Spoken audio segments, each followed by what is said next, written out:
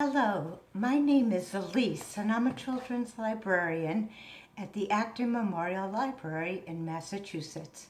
I also work at the Needham and Wayland Libraries. I'm here today to do a family activity craft, three-dimensional castles, that is part of our summer reading program, Imagine Your Story. I want to begin by showing you some two-dimensional castles that I made a week ago. The first one was collage using brown and beige and black paper, and I also used text from foreign language books, and I created a castle. I used a Sharpie to add stars. Then, using cut paper again, but a very different color palette, and geometric shapes, I created a castle with many rooms. This was inspired by the book The Tiny King by Taro Miura, published by Candlewick Press. The whole book is filled with artwork of geometric shapes, and it inspired this castle. The next castle I did involved black paper with chalk or a white crayon, where I outlined a castle shape. And then, using a metallic paint like this, I took a sponge. I put the paint in a cup, I took a wet sponge, dipped it in, and I created a brick pattern. And here I used silver and copper and white paint. I then did that same castle, but I added some color shapes to give it more color. I then took these three techniques and I created one castle that combined them all.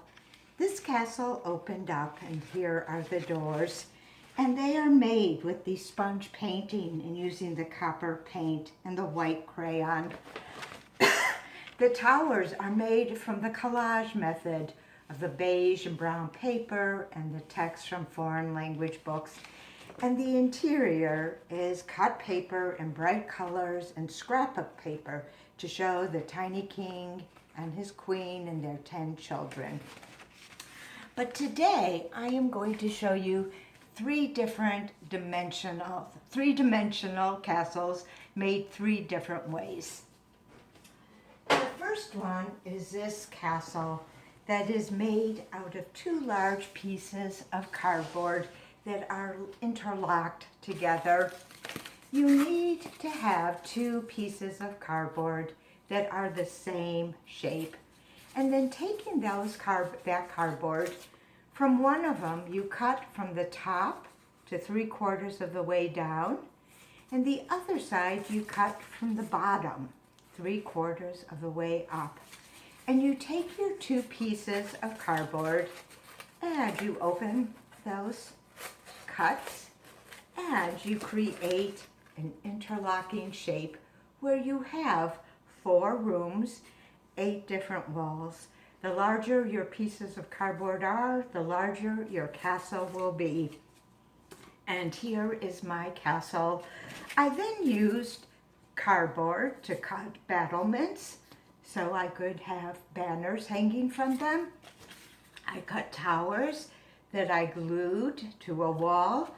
I also made a much larger roof for another banner. So I definitely used cardboard. I then used scrapbook paper or color construction paper in different ways. One way was I made banners that I glued to toothpicks that I could attach. I also used larger plastic sticks that I could attach to the roof. I made flooring for my castle and that I glued to cardboard so that each room had a different floor. I made wallpaper for the different walls, and I'll show you that. I also cut out a moat, or a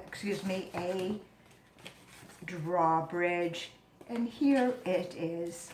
And I'm going to move this back so you can see it. And then I created a drawbridge. So here is my drawbridge that I'm having trouble with. I don't know why. Oops, like that. It is over a moat. So you can see I could make doors and windows, battlements, flooring, and also wallpaper. And I also use that brick sponge method to create 2 exterior walls. And here is my castle. And you could add children to this, or kings and queens. I also left some walls plain to give you an idea that you could hang things on the wall or use markers and crayons. So this is a castle made from 2 interlocking pieces of cardboard. And I'm going to put it back. The next cardboard, or the next castle I made, was from boxes. And I'm missing one of my boxes. Oops, it's over here. Here it is. I had 4 different boxes that I used. 1, 2, 3, 4, and you could also add more. So you're going to need boxes, and I'll show you some shapes. Each one gets progressively smaller or narrower. I use box cutters. I used a good scissors. I use glue and a glue stick for different things. And the largest box goes on the bottom, and it might be a box like this. And this will be the base. And then you might add another box where you have to cut off the lid so it can be on top. And then another box that you would add to that. And then I have more towers. And sometimes you might be lucky. Your box might be painted solid black. You don't have to paint it. It already might have a cutout. Or it might be a food container that's silver and that you won't need to paint at all. That would look very good on your expanding castle.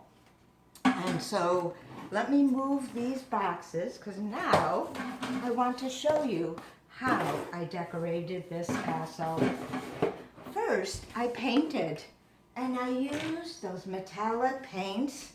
But first, I covered the first boxes with white paint so that I wouldn't have to put as much color paint. And these are just poster tempera paints, washable, metallic. And I painted the boxes. You could leave them blank. And then I had a large group of supplies.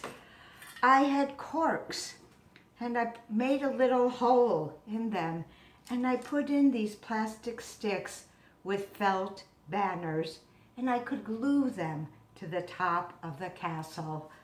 Another thing I used were these little silver foil chocolate containers for making chocolates, and I glued little pom-poms to them. I thought they were fun decoration. You could use a toilet paper roll and cut it in different ways.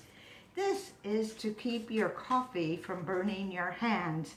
Here's one decorated with washi tape. These could be a fun way to decorate the castle.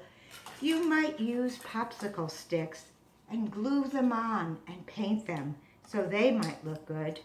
I myself cut out squares of cardboard that I glued and painted for architectural detail. You could also use plastic containers on top of your castle so that you can add height and turrets and all kinds of fun things. These are really a lot of fun, but what makes it most fun is that it's not glued together. You can constantly rebuild and change your castle. You might do this, or you might add this, and you could build sideways in front, behind. You could make an entire kingdom with all of your boxes. And that gave me an idea that I wanted to try another way to add some fun things to my castle. And let me show you this third method. I had some nice containers that I buy my iced coffee in, And then I went and got Rust-Oleum chalkboard spray paint in black. And I spray painted all kinds of things. Toilet paper rolls. This is a snow cone container. I spray painted that. And then using regular chalk, I could decorate these things when they were black. And I could just take a sponge and erase it. Now chalk doesn't come in that many colors or sidewalk chalk. So I went and got my pastels. And there are beautiful colors in here. It also worked when I tried to erase it with a sponge. There was no problem at all. So let me show you these and how you could add them to your castle. So let me move this and I'm going to show you how we could add some flowers to our castle. Here is one of the black iced coffee containers with a toilet paper roll and a turret that's decorated. And here is another one. And then I also decorated some of the containers in a more abstract pattern. And that one has stripes and squiggles and so on. And I wanted, you could create an entire kingdom and village with houses and towers and have a lot of fun. And every day your castle could be different. So I also want to show you when I use the pastels, I was able to get some very vibrant colors. So this is a castle you could play with all summer. Shoe boxes would be great. Kleenex boxes worked, and so on. And any kind of decorations you can imagine. So have a great time with this craft. Thanks.